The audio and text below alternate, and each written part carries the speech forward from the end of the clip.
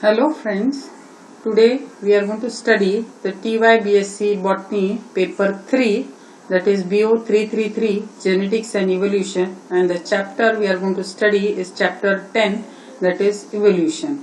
These are the content of this chapter. I am Dr. Sangita Kulkarni from Radhabai, Kale, Mahila, Mahavidyalaya, Ahmednagar. Now in this chapter we are going to study the introduction of the evolution. What is evolution? Utkranti.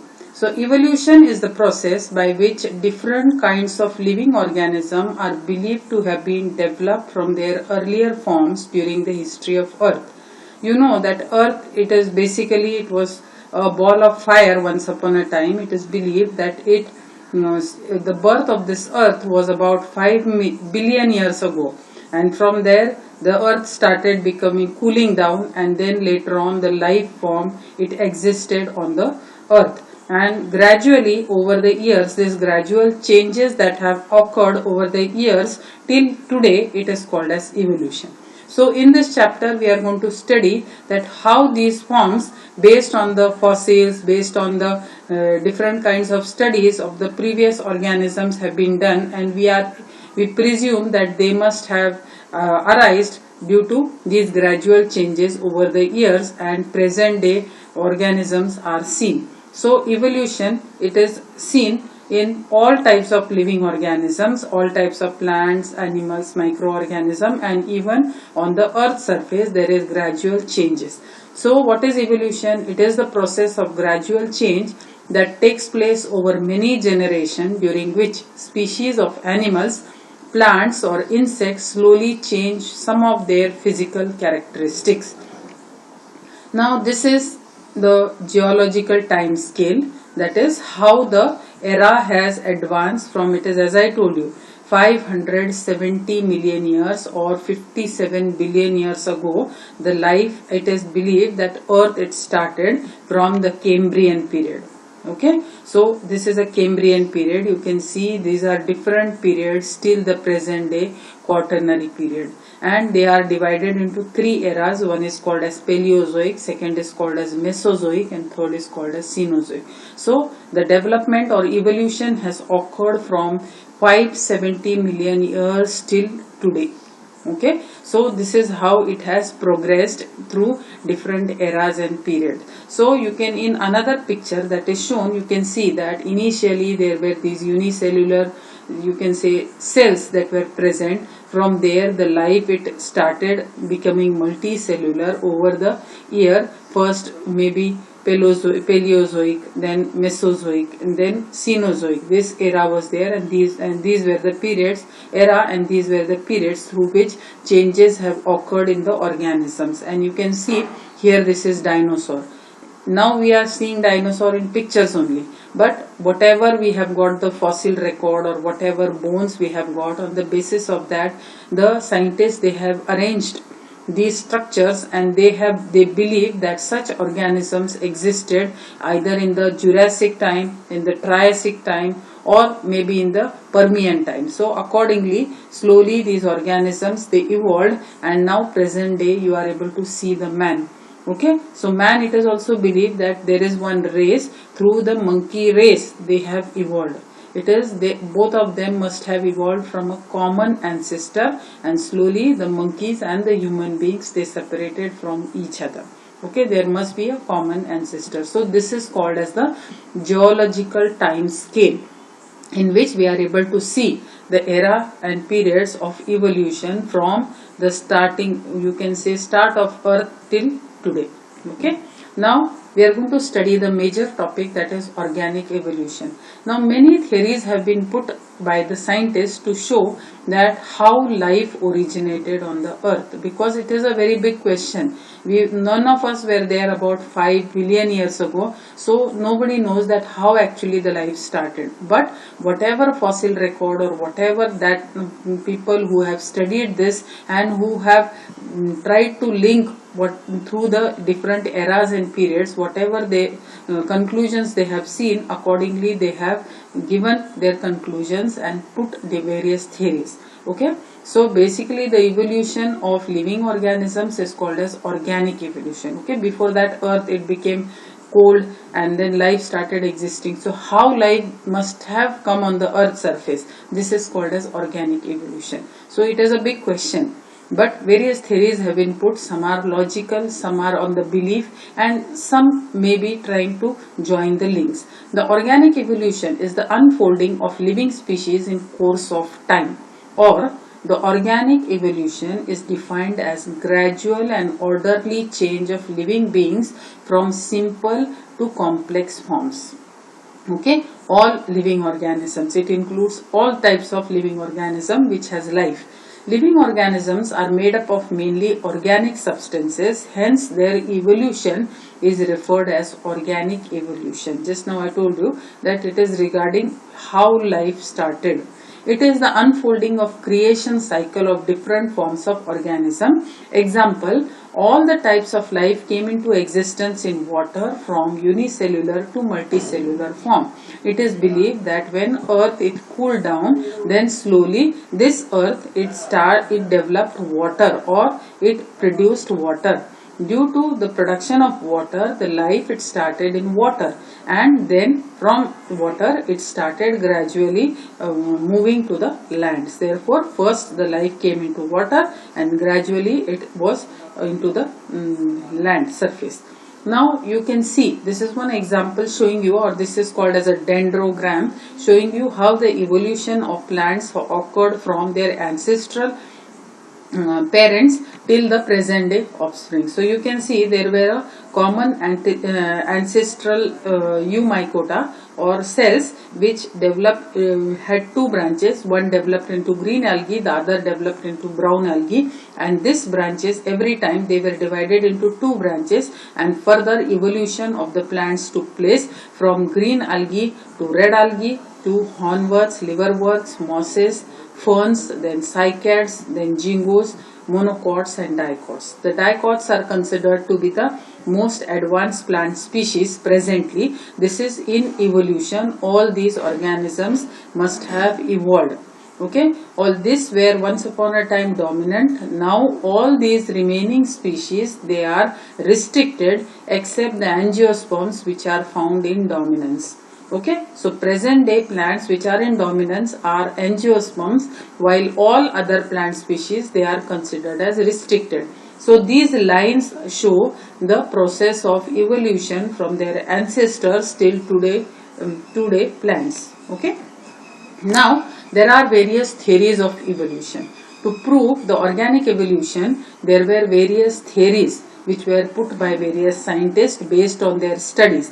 They are basically divided into two types. One is called as pre-Darwinian, that is Darwin, before Darwin people had studied this and they had a different concept of how this organic evolution must have taken place. They have, according to whatever proof they got or whatever links they had, they proved the theories saying that organic evolution took place in this manner. Okay, and then Darwin, he himself proposed the natural selection, theory of natural selection, in which he said that the species, they originated naturally. Okay, that's so he had shown the theory of organic evolution, and after Darwin also people had studied or they continued their study on evolution, which was called as post-Darwinism. Okay, so we are going to study about pre-Darwinism, Darwinism and post-Darwinism. Okay, so pre-Darwinian means these are studies done before Darwin. In order to explain the process of evolution, a number of theories have been proposed. Some of the important theories were as follows: theory of special creation, idealistic concept, scale of nature concept, catastrophism, gradualism and theory of inheritance of acquired characters. These were all before Darwin, therefore this is called as pre-Darwinian theory. Some of the theories we will study in detail. Now this theory of special creation or divine origin explains that all the primitive organisms or all the organisms, they are basically special created organisms based on the religious faiths. Okay, so they believe that it was only that the supernatural powers, they have created the earth specially for once, and due to all these organisms, they are on this earth because of the divine origin or special creation by the God. Therefore, they are created on this earth surface to perform their own act. Okay, so this was the theory of special creation. Now next is the idealistic concept, which was given by Plato, who suggested that there are certain things, usually the populations that are present are already idealistic population, or you can say ideal population, and whatever you are able to see around you are imperfect representation of these ideal populations, and therefore initially this was only the entire world was ideal, but as the people they have come across you, they have learned to become, they have less perfection in living organism. This was based on the generalization of things, and any variation it was considered as illusion. So it was just an idea put forth by Plato, who believed that this must have been the idea of origin. The next theory which we are going to study is Lamarckism, theory of inheritance of acquired character. This theory was proposed by Jean-Baptiste de Lamarck. Okay, this is, and therefore it is called as Lamarckism because it was proposed by Lamarck. The theory states that the living organism evolved gradually through evolution, and he showed certain characteristics. According to him, it is the acquired, all the organisms, they inherit the acquired character. What do you mean by acquired character? Acquired character means your habit. Suppose there is a, you can say, example, there is a horse. The horse is eating the grass, so it is automatically extending its neck. It is running on the grass, so its toes are modified. So it is eating the grass, so his neck is wide. So depending on the conditions, they have acquired to those habitats, and this, whatever acquired characters are there, they are inherited from one generation to the next generation. Okay, so he gave certain conclusions to his theory. So one of them, the living organisms tend to increase in size continuously. Okay, in response to the environment, different organisms in their lifetime use some organs frequently and in continuous in comparison to the others. Therefore, the continuously used organs become more developed and due to need and desire, whereas unused organs become weak and finally disappear. Okay, so what he said, first, that living organism increase in size. Secondly, those organs which are used become more developed due to desire and need. Okay, while others disappear. Next, offspring inherit the characters acquired by their parents.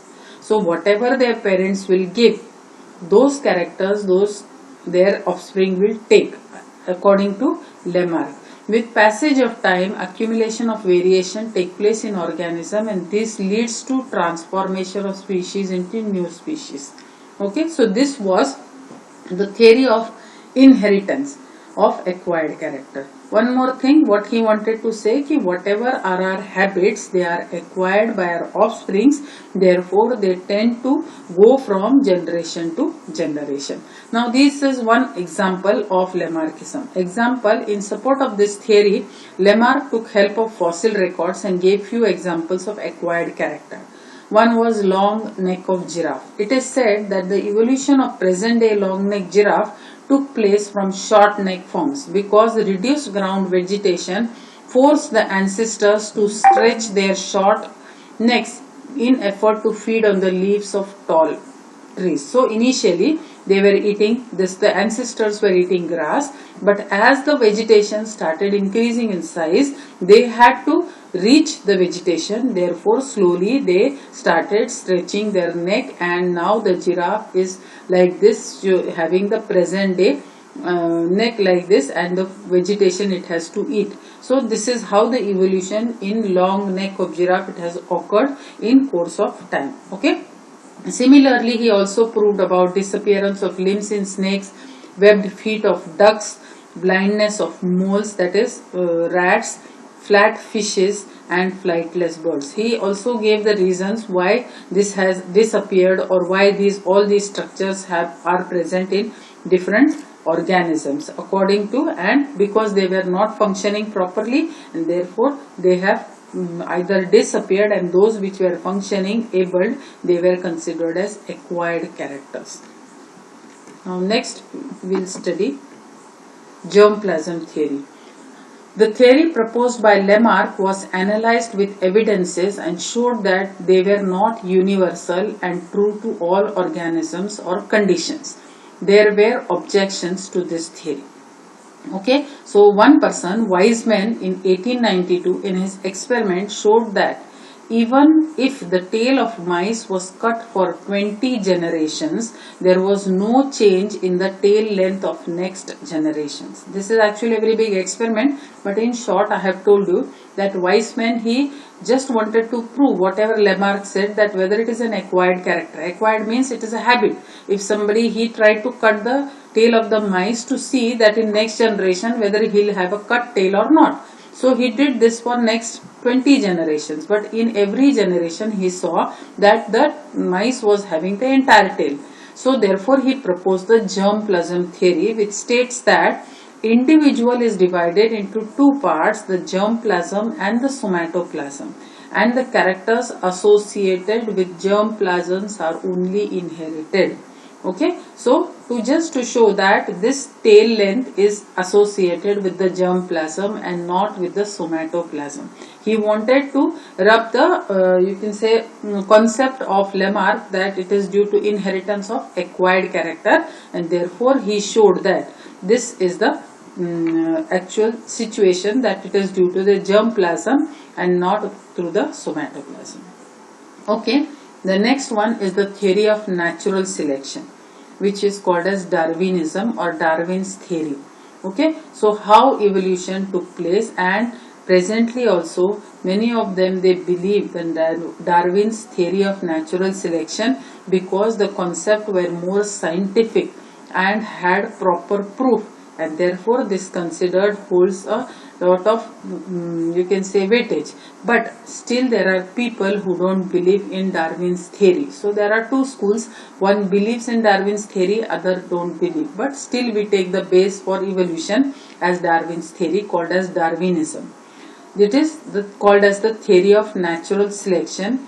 The theory of natural selection and the concept of origin of species were put forward by Charles Darwin, is called as Darwinism.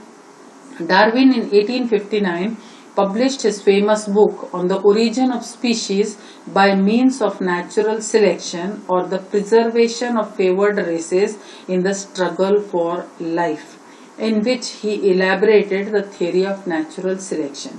According to this theory, new species originate from their ancestral one by gradual accumulation of adaptations over very long period of time, and adaptations are acquired because of natural selection. That means, what did he say? That he said new species originate from the ancestors and they accumulate the adaptation, and when they adapt the adaptation, this adaptation becomes a natural selection. Okay, the multiplication of individual species occur in geometric proportion, that is 2 is multiplied into 4, 4 is multiplied into 8, 8 is multiplied into 16. So this is how the individual species, they multiply. His observations were very strong, and based on all his working which he had done when he had visited different islands. So he observed, this observation part was very important for giving all these conclusions. Continuous and sudden variations are the cause of changes in the organism. The organism adapts to the variation for survival. This was the third concept that was given. And then Darwin proposed two concepts based on all his studies. One was called as struggle for existence, and second was called as survival of the fittest. Struggle for existence means that when there are many organisms, or when the population increases, all the organisms, they compete for food, for space, and for everything. And those who are able to struggle for this, there is due to competition, those who are able to struggle for this, they will exist, while others will perish. Okay, so those who are able to Take the food, so for survival, food and space are limited. Therefore, individuals in a population have intra-specific competition as well as inter-specific competition. It leads to struggle for survival or existence and keep the number of individuals of a population in a particular range. This is struggle for existence. Now this continues in the second fact, that survival of the fittest. Individuals of the population show polymorphism among themselves with respect to different characters. Different types of, morphologically they are different because variations are there, but individuals in a population perform and struggle for survival. Those who are able to inherit the variations and grab the resources, they are able to survive while others perish. Okay, so those who are able to adapt, who are able to inherit the variations, they will survive, others will perish, others will not live in the population. Okay, thus natural selection is a condition prevailing at a given time that is responsible for differential abilities of the individual to survive and reproduce. It leads to evolution of species over time.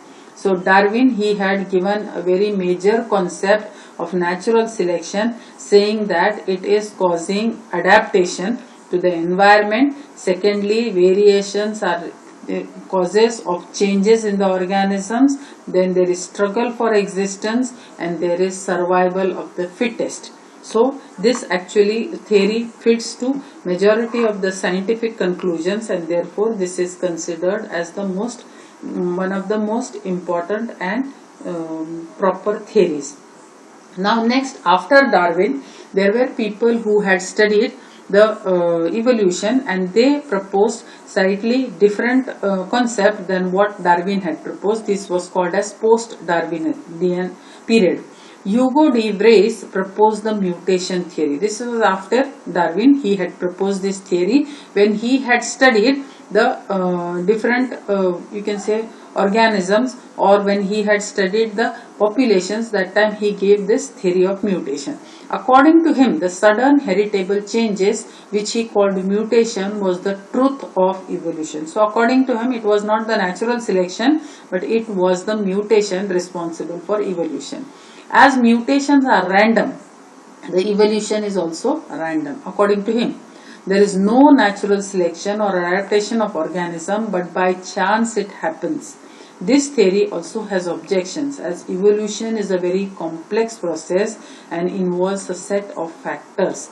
Mutation may be one of the factors. It is not actually, whatever Hugo de Vries, he was very firm about his theory, but still this has objections, and it can be one of the factors. It is not the total concept. Okay, so therefore this theory was later on objectionable.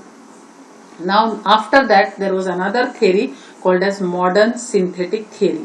The work of modern synthetic theory is contributed to Fisher, Haldane, Wright, Mayer, Stebbins and others. This theory of evolution states that the mutation and the natural selections both are important in organic evolution. There are different factors involved in the process of organic evolution presently, based on, because when this modern synthetic theory was discovered, that time this theory was proposed, that time this theory was already after the you can say invention of microscope, after the Mendelian genetics, after Darwin's theory, and after many other concepts. This was the latest theory which was proposed. So it had, you can say, experience of all previous theories, and therefore it was much modified. Presently, all of us mainly depend on this theory because it involves all factors responsible for organic evolution. So it includes gene mutation. So for the process of organic evolution, gene mutation is there, change in chromosome number and structure is there, genetic recombination, natural selection, reproductive isolation, migration, hybridization.